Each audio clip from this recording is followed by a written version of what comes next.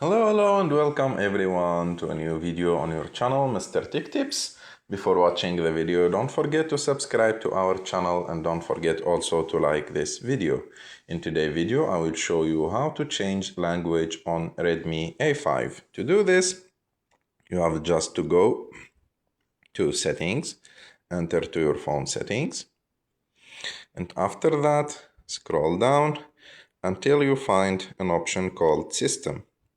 Click on it, and after that go to the first option called Languages and go to System Languages.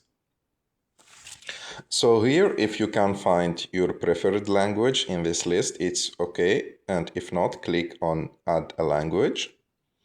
Choose any language that you want. There is like tens of languages supported by this phone. So for example, I will add Arabic.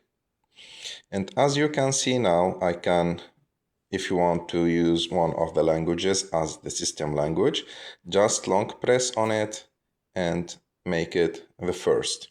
And of course here, if I want to change, it asked me if I want to change the language of my phone, but of course I don't want to do it. If you want to do it, just click again on change and the language of your phone will be changed. I hope that you like this video. If you like this video, don't forget to subscribe to our channel to like this video, and see you in the next one.